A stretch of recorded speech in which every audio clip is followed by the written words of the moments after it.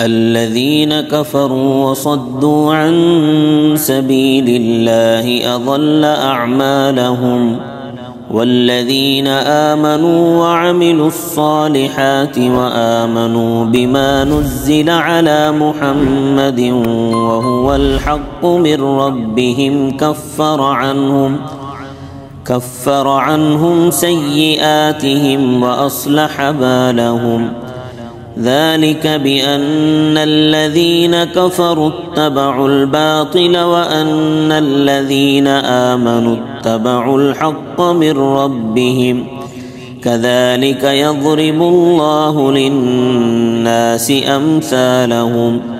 فإذا لقيتم الذين كفروا فضرب الرقاب حتى إذا أثخنتموهم فشدوا الوثاق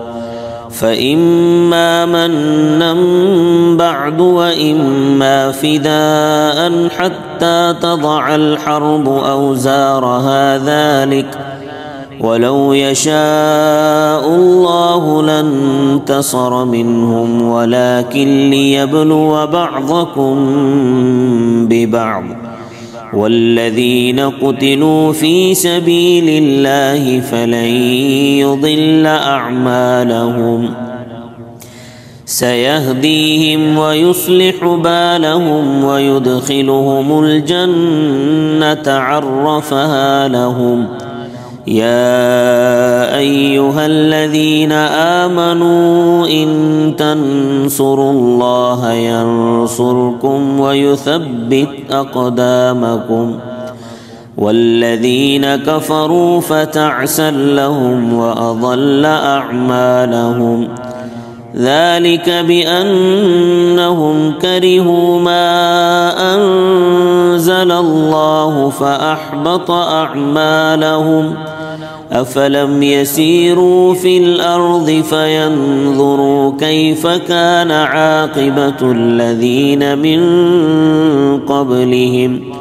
دمر الله عليهم وللكافرين أمثالها ذلك بأن الله مولى الذين آمنوا وأن الكافرين لا مولى لهم إن الله يدخل الذين آمنوا وعملوا الصالحات جنات تجري من تحتها الأنهار والذين كفروا يتمتعون ويأكلون كما تأكل الأنعام والنار مثوى لهم وكأي من قرية هي أشد قوة من قريتك التي أخرجتك أهلكناهم فلا ناصر لهم أفمن كان على بينة من ربه كمن زين له سوء عمله واتبعوا أهواءهم مثل الجنة التي وعد المتقون فيها أنهار من ماء غير آسٍ وأنهار من لبن لم يتغير طعمه وأنهار من خمر لذة للشاربين وأنهار من عسل مصفى ولهم فيها من كل الثمرات ومغفرة من ربهم كمن هو خالد في النار وسقوا ماء حميما فقطع أمعاءهم ومنهم من يستمع إليك حتى إذا خرجوا من عندك قالوا للذين أوتوا العلم ماذا قال آنفا أولئك الذين طبع الله على قلوبهم واتبعوا أهواءهم والذين اهتدوا زادهم هدى وآتاهم تقواهم فهل ينظرون إلا الساعة أن تأتيهم بغتة فقد جاء أشراطها فأنى لهم إذا جاءتهم ذكراهم فاعلم أنه لا إله إلا الله واستغفر لذنبك وللمؤمنين والمؤمنات والله يعلم متقلبكم ومثواكم. ويقول الذين آمنوا لولا نزلت سورة فإذا أنزلت سورة محكمة وذكر فيها القتال رأيت الذين في قلوبهم مرض ينظرون إليك نظر المغشي عليه من الموت فأولى لهم طاعة وقول معروف فإذا عزم الأمر فلو صدقوا الله لكان خيرا لهم فهل عسيتم إن توليتم أن تفسدوا في الأرض وتقطعوا أرحامكم أولئك الذين لعنهم الله فأصمهم وأعمى أبصارهم أفلا يتدبرون القرآن أم على قلوب أقفالها إن الذين ارتدوا على أدبارهم من بعد ما تبين لهم الهدى الشيطان سول لهم وأملى لهم ذلك بأنهم قالوا للذين كرهوا ما نزل الله سنطيعكم في بعض الأمر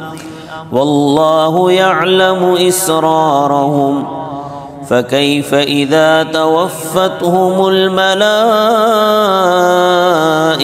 يضربون وجوههم وأدبارهم ذلك بأنهم اتبعوا ما أسخط الله وكرهوا رضوانه فأحبط أعمالهم أم حسب الذين في قلوبهم مرض أن لن يخرج الله أضغانهم ولو نشاء لأريناكهم فلعرفتهم بسيماهم ولتعرفنهم في لحن القول والله يعلم أعمالكم ولنبلونكم حتى نعلم المجاهدين منكم والصابرين ونبلو أخباركم إن الذين كفروا وصدوا عن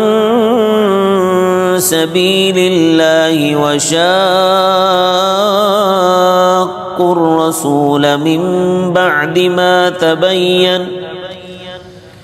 وشاقوا الرسول من بعد ما تبين لهم الهدى لن يضروا الله شيئا وسيحبط أعمالهم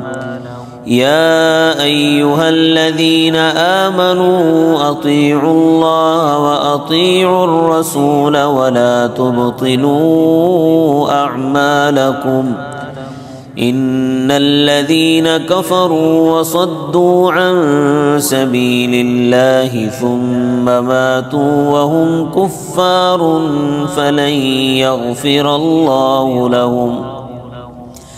فلا تهنوا وتدعوا إلى السلم وأنتم الأعلون والله معكم ولن يتركم أعمالكم إنما الحياة الدنيا لعب ولهو